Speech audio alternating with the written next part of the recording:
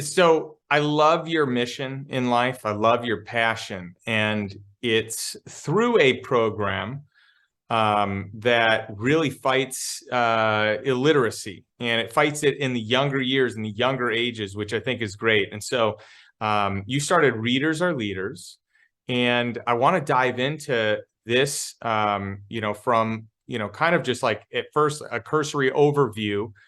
Then I want to dive into your story and kind of what brought you to it, and then really dissect like where Readers Are Leaders are going. Okay. So, top level, what is Readers Are Leaders, and what made you want to start this organization? Okay. Readers Are Leaders is a nonprofit that supports student athletes mentoring elementary school students in reading.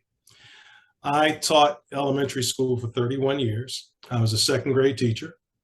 And then I went over to the high school, South Lakes High School, which is in Reston, Virginia. Um, I became the head basketball coach. I was the basketball coach there for 23 years. With that, our basketball program was very successful, and we always had our hand out asking for funding because I wanted to make sure that our team was first class all the way when we went on trips. We did holiday trips. So with putting your hand out all the way, you want to be able to say thank you in a way as well. So one day I had this vision of in 2002 that we would start Readers Are Leaders, encompassing what I'm doing in the classroom with literacy and having our student athletes become model citizens by learning literacy skills and promoting those with the elementary school students. And we actually started working with 45 elementary school students. It was a big taking on, and 45 student athletes. We trained those student athletes on fundamentals of literacy skills so that they could be prepared to help those students. And we did it for 15 weeks, 15 or more weeks with those elementary school students during our season. It was modeled. We modeled that for 2 years, and then we expanded that throughout the county, throughout Fairfax County, Arlington County, Alexandria, and the DC area. In a nutshell, that's kind of where we started with it. It was very attractive to other coaches and other elementary schools that we were able to bring student athletes, and the student athletes were developing their skill of becoming a role model within their community. Becoming a role model, you can talk to your student athletes all the time about that, but you have to be able to actually tangibly be thrust into it. So that's what we did. We put our student athletes in it. We put them to a higher level and talked about, these elementary school students are going to see you every day in the community, and you need to be up to par all the time. We put a little pressure on them. The elementary school students just love the student athletes coming in and helping them with their reading. So it was a win-win.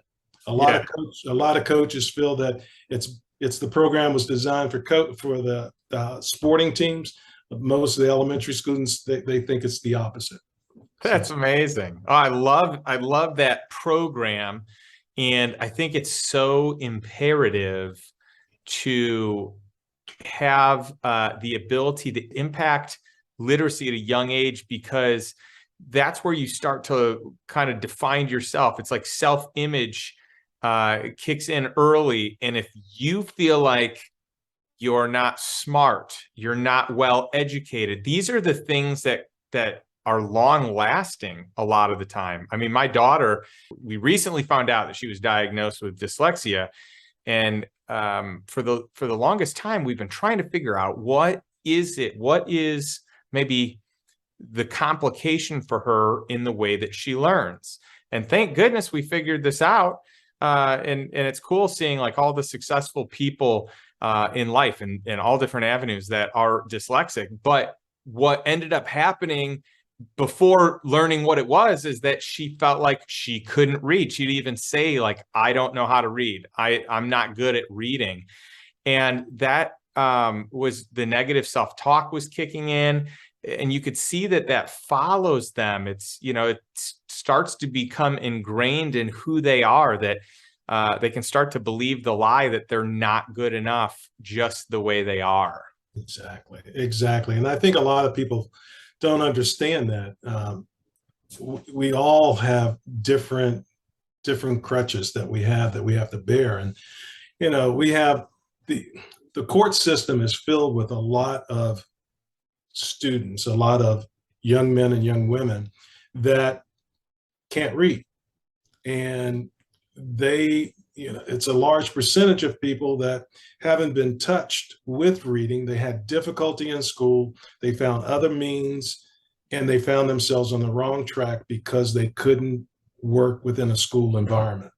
And we, at the elementary school level, we need to really bear down with literacy as much as we can and we can do it. We can do it. We can actually support those students by giving them additional support within reading.